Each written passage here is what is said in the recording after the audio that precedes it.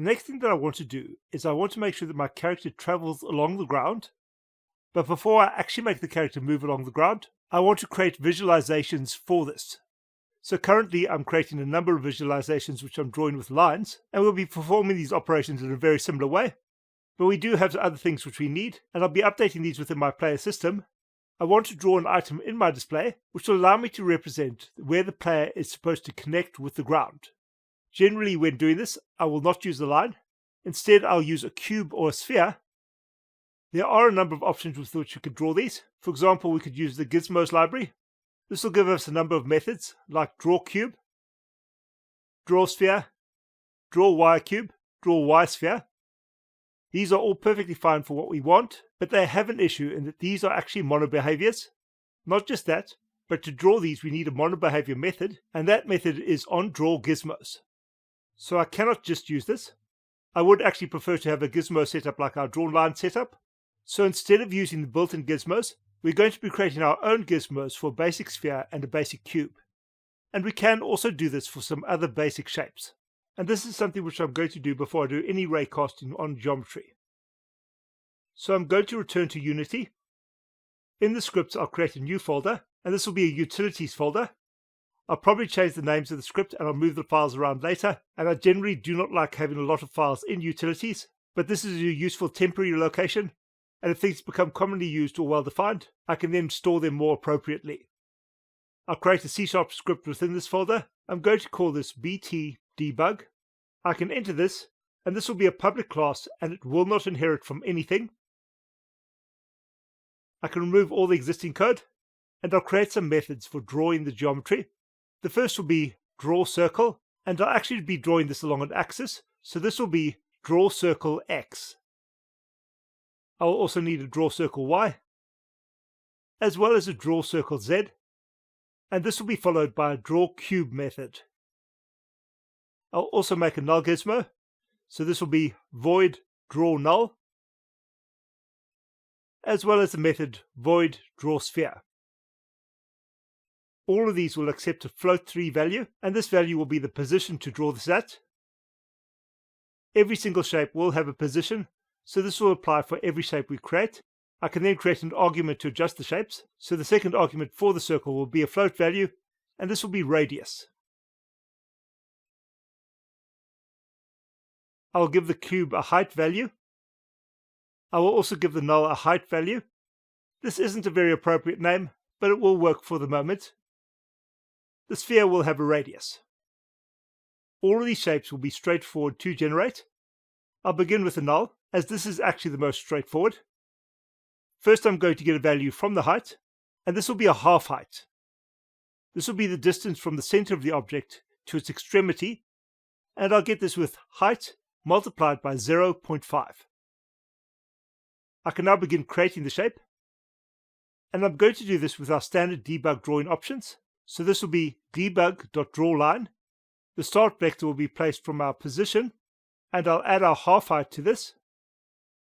I'll then draw this to our position minus our half height. The draw line does have a final option, which is the color, and I'm going to set this with a color argument. We of course do not have a color argument, so I'll need to update the definition of the method. Here there'll be a third argument, and this will be a color value, and this will be called color. So this gives us something to work with, and we can begin testing this. I'm going to test this in the player system. At the end of the script I'll call btdebug.drawNull. And this is not actually working. I'm not actually getting any access to my functions, so I'll need to update this. Here I'm going to make everything static. So this will be a public static class, and all the methods will be defined with public static void. I can now return to my player system, and I'll draw the null. I'll set the position with a float3, so this will be new float3, and I'll place this off the origin, so this will be placed at 2, 2, 2. I'll give this a height of 3. I'll then give this a cyan color with color.cyan. I can now test this in Unity. I do have a line that has been drawn. I didn't expect this to be correct, and it is incorrect, but I do have my gizmo showing. I'm now going to specify these positions specifically. So I'm adding my half height to my position, but here I should actually be adding the half height as a vector. So this will be position, and then we'll turn this into float 3 with new float 3. I'll start by drawing a line along the x-axis. So the first value will be our half height, and this will be followed by a y value of 0 and a z value of 0. I'll copy this for our last vector as well, and I'll subtract this from my position.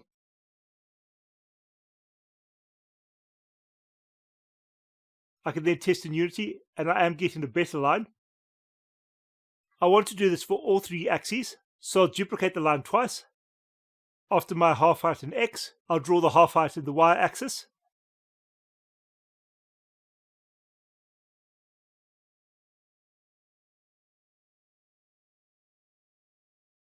And then I'll do the same where I draw the half height in the z-axis.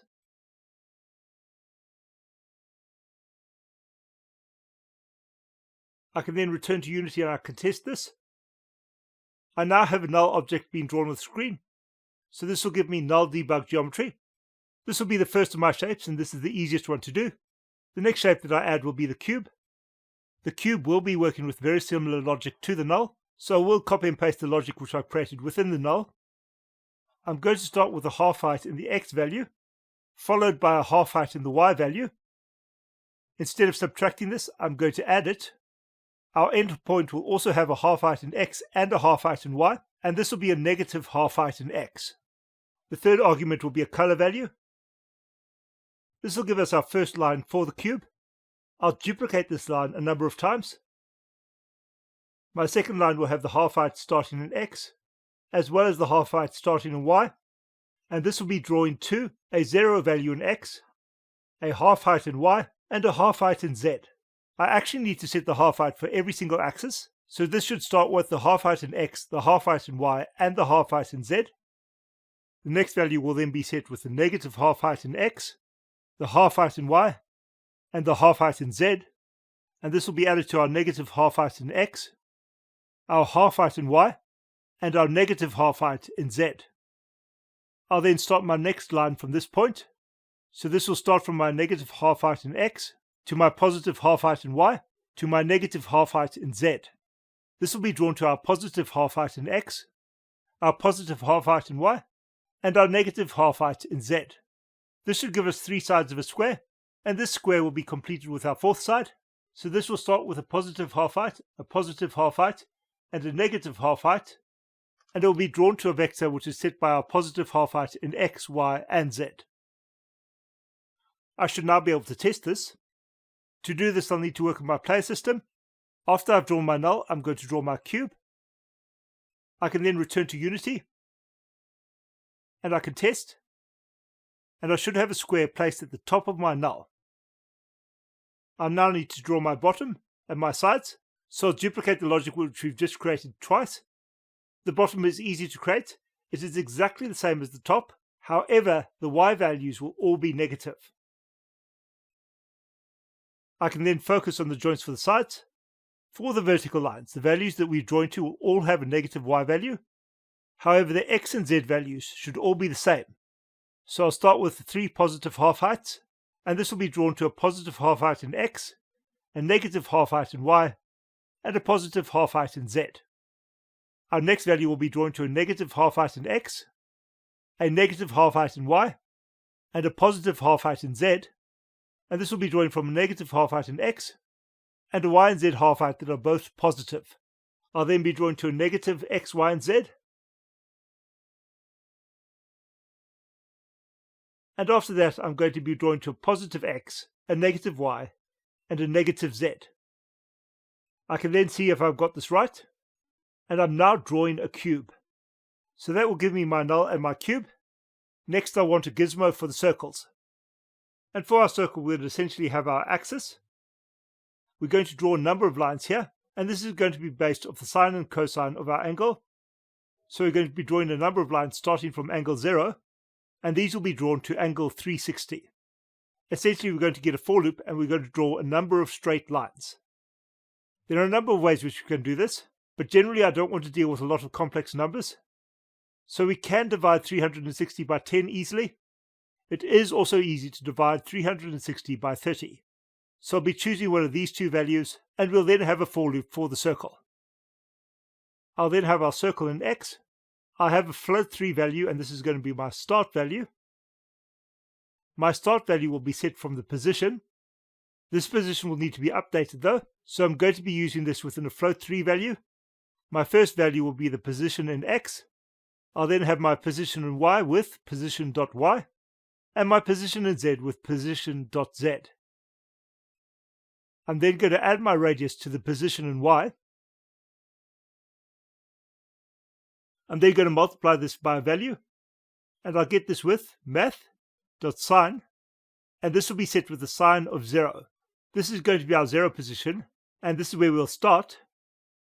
I'll do this for my Y value. I'll also need to do this for my Z value. So this will be position.z plus radius multiplied by math.cosine, and this should be the cosine of 0. I will then have a for loop. This will be for int I is equal to 0. I is not particularly precise, so I'll call this angle instead. So this will be an integer angle which is equal to 0. I'll then test if the angle is less than or equal to 360. I'll then have my increment, and this will be adding 10 to our angle with angle plus equals 10. Before the for loop, I'll need to create another variable. This will be a float3 value, and I'll call this end. The first point in the line is the start position. The second point in the line is the end position. I'll initialize this as a 0 vector with float3.0. In the for loop, I can update the end value. However, instead of using the sign of 0, I'll now get the sign of our angle. I'll then need to get the cosine of our angle. We do have an issue with these angles though, in that these should actually be radians. So I'll need to convert the angle, and I'll convert this with math.radians. And I'll need to convert my angle in all the places where it is called. I can then call debug.drawLine, and I'll draw from my start value to my end value. I'll need to add my color to this method, so I'll give a third argument which will be set with color, and the argument's name will be color. I can then use this color to draw the line. After this, I'm going to update the start value to equal the end value, and this should give us our circle. I'll need to draw this in my player system, so this will be btdebug.drawCircle, and this will be drawing our circle in X. I can then test this in Unity, and this is not drawing correctly, and this is because I've made a stupid mistake. I should be using cosine for my Z argument, and instead I'm using math.sign. I'll need to correct this, and this should apply for both my start angle and my end angle. I can now return to Unity and I can test again, and I'm now drawing a circle. This is also correct in that it is a circle around the x-axis.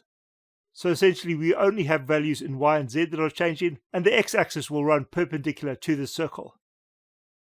That will give us our first circle, which means that we can now work on the second and third circles. I'll copy all of this information for our circle in y. For our circle in y, we'll add the radius to our x-axis, and our y-axis will be unchanged. So the x-axis should now be position.x plus radius multiplied by the sign of 0, although in this case it is going to be the cosine of 0 in x and the sine of 0 in z. So this will give me our start value, and I'll need to update the end value in the same way. So we'll have the position in x added to our radius multiplied by the cosine of our angle in radians. And for our position in z, we'll have the position in z added to our radius multiplied by the sine of our angle in radians. To test this, I'm actually not going to draw the circle. Instead, I'm going to draw my sphere. I'll need to add a color argument to the definition of this method as well. I'll also need to add a color to my circle in y. I can then set up my draw circle function. Here I'll draw my circle in x. I'll draw this with my position as my position, my radius as my radius, and my color as my color. I'll then do the same for my circle in y, as well as for my circle in z.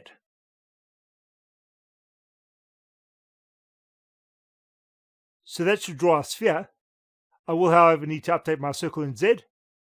I'll copy the logic from my circle in Y, and I'll paste it into the draw circle Z method. I'll add the color argument to this method as well. For the Z-axis, we need to rotate it around the Z-axis, so the Z-axis will not change, and it will just be the position in Z. We'll need to update the Y-axis, so we'll add our radius to the Y-axis, and I'll multiply this by the sine of 0. I'll need to update my end joint as well. I'll add my radius to the Y value, and then multiply this by the sine of my angle in radians. The Z value will be set with the position in Z. Now, instead of drawing the circle, I'll need to draw the sphere, and I'll update this in my player system. I now have a sphere as well as my box and null. So now I'm drawing my controls. I could technically specify that this is a diameter and not a radius for the circle to make sure that it normalizes to the same size as the box, but that isn't actually important at the moment. I do need to make sure that I'm creating the correct circles for the Y-axis and the Z-axis. To check this, I'm going to update my sphere function, and I'm going to comment out one of these axes. In this case, it will be the Y-axis. I can test again, and I am missing the Y-axis, which means that the Y-axis and the Z-axis should be correct. So that gives me my initial debug geometry. I can draw circles, spheres, I can draw a cube, and I can draw a null. I now have more debug tools to use compared to the default debug tools which are available with 2 dots.